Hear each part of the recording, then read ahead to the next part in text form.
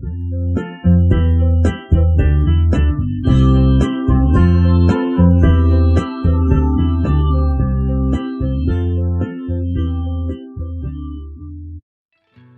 Word 2016 के इस अध्याय में टेबल टूल्स में लेआउट टैब के अंतर्गत आज आप सीखेंगे अलाइनमेंट ब्लॉक के ऑप्शंस का उपयोग करना। मान लीजिए हमने कोई टेबल बना रखी है और हम चाहते हैं कि वह देखने में सुंदर हो और समझने में आसान। इसके लिए टेबल में हम अपनी जरूरत के अनुसार अलग अलग अलाइनमेंट उपयोग कर सकते हैं। जैसे हम किसी टेबल में टेक्स्ट लिख रहे हैं तो वो प्रायः लेफ्ट अलाइनमेंट से शुरू होता है, और यदि हमने कहीं नंबर्स लिखे हैं तो वो प्रायः राइट अलाइनमेंट में होना चाहिए। इसी तरह हम चाहते हैं कि हमारे सब हेडिंग्स स्टाइलिश दिखें, या हम किसी टेबल में सभी सेल्स का मार्जिन सेट करना चाहते हैं, तो ये सभी काम आप कैसे कर सकते हैं वो हम इस वीडियो में देखेंगे। यदि आपको किसी सेल, रो या कॉलम में लिखे टेक्स्ट का अलाइनमेंट चेंज करना हो तो उस सेल, रो या कॉलम को सिलेक्ट करके लेआउट टैब के अलाइनमेंट ब्लॉक में जाएं और यहाँ से आपको अलाइनमेंट के अलग अलग ऑप्शंस मिलेंगे। आपको अपनी आवश्यकता अनुसार जो भी अलाइनमेंट चाहिए वो आप यहाँ से चुन सकते हैं। जैसे यहाँ अलाइनमेंट ब्लॉक में अलाइन टॉप लेफ्ट ऑप्शन पर क्लिक करने पर टेक्स्ट टॉप में लेफ्ट अलाइन हो जाएगा।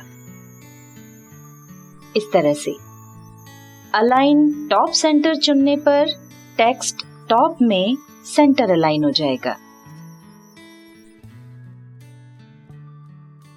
ये जो सारे ऑप्शंस हैं इसमें आप देख सकते हैं कि ये सब लेफ्ट, राइट और सेंटर के हैं। अंतर इसमें ये है, ऊपर वाले जो ऑप्शंस हैं वो टॉप के हैं। जैसे अभी हमने देखा, टॉप में लेफ्ट, टॉप में सेंटर और टॉप में राइट। बीच वाले जो हैं, जो टेक्स्ट है वो ऊपर वाली लाइन और नीचे वाली लाइन से बराबर गैप छोड़ करके बीच में आएगा। जैसे हम इसमें लेते हैं अलाइन सेंटर। इसमें आप देख सकते हैं कि जो टेक्स्ट है वो लेफ्ट कॉर्नर और राइट कॉर्नर से भी बीच में है और टॉप लाइन और बॉटम लाइन से भी बीच में है। हर तरह से ये सेंटर में है। अगर हम इसको लेफ्ट अलाइन करते हैं तो ये टॉप और बॉटम लाइन से तो सेंटर में रहेगा पर लेफ्ट कॉर्नर पर आ जाएगा। इसी तरह से राइट अलाइन करने पर ये राइट में आ जाएगा। नीचे के जो 3 ऑप्शंस हैं इसमें भी लेफ्ट, राइट और सेंटर रहेगा, पर ये नीचे की लाइन के करीब रहेंगे। जैसे इसमें अगर हमने राइट लिया तो हमारा जो टेक्स्ट है वो अभी बीच में था, राइट में ही था पर बीच में था, अब ये नीचे की लाइन के पास आ गया है। इसको अगर हम सेंटर लेंगे तो ये नीचे की लाइन में सेंटर में आ जाएगा, और अगर लेफ्ट लेंगे तो नीचे की लाइन के करीब ही ये लेफ्ट में आ जाएगा।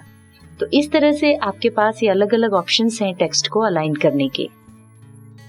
अब इसी तरह से हम हमारे जो सब हेडिंग्स हैं उनको सेंटर में ले लेते हैं और जो मार्क्स हैं उनको राइट अलाइन कर देते हैं।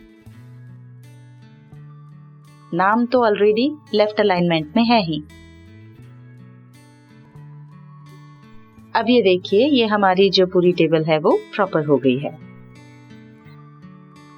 अब यदि आपको किसी सेल, रो या कॉलम में लिखे टेक्स्ट का डायरेक्शन चेंज करना हो तो उस सेल, रो या कॉलम को सिलेक्ट करके लेआउट टैब के अलाइनमेंट ब्लॉक में जाएं और यहाँ टेक्स्ट डायरेक्शन ऑप्शन पर क्लिक करते जाएं।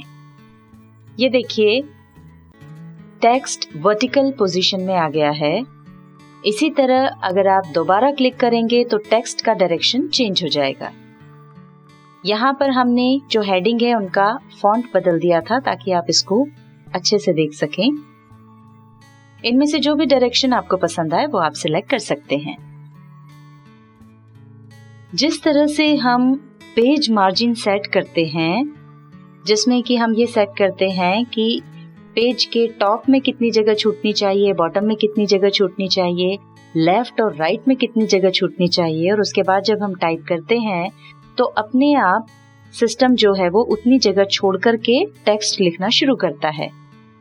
उसी तरह आप सेल मार्जिन्स ऑप्शन द्वारा सेल का मार्जिन सेट कर सकते हैं। उसके लिए आप किसी भी सेल में क्लिक करें और उसके बाद सेल मार्जिन्स पर क्लिक करके इस विंडो में आप सेट कर सकते हैं कि आपको टॉप में कितनी मार्जिन छोड़ना है, बॉटम में कितनी छोड़ना है, लेफ्ट और राइट में कितनी मार्जिन छोड़ना है। अभी यहाँ पर ये 0 है, इसको हम चेंज कर देते हैं।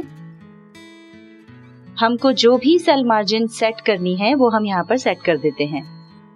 ये हमने टॉप मार्जिन सेट कर दिया है। अब हम लेफ्ट मार्जिन भी सेट कर देते हैं।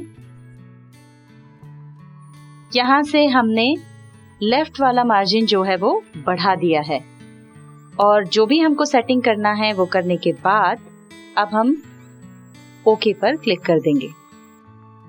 ये देखिए, यहाँ पर आप देख सकते हैं हमने जो सेल मार्जिन रखा है उसके हिसाब से यहाँ पर मार्जिन सेट हो गया है, और ये जो अभी टेक्स्ट सेंटर में था वो अब लेफ्ट से ज्यादा दूर हो गया है और टुवर्ड्स राइट खसक गया है।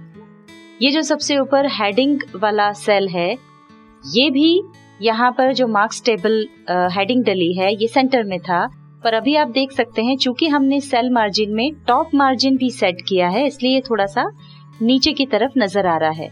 अगर हम इसे वापस कोशिश करें अलाइन टॉप सेंटर करने की, तो भी ये ऊपर वाली लाइन से जाकर के चिपका नहीं है। ये इसमें जो मार्जिन मेंटेन्ड है वो इसलिए क्योंकि हमने वो मार्जिन सेट किया है।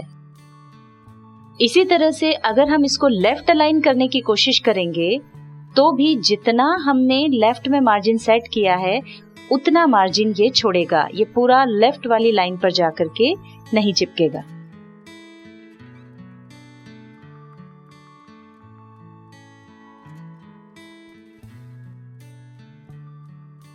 MS Word 2016 के इस अध्याय में टेबल टूल्स के तहत लेआउट टैब में आज आपने सीखा अलाइनमेंट ब्लॉक के ऑप्शंस का उपयोग करना।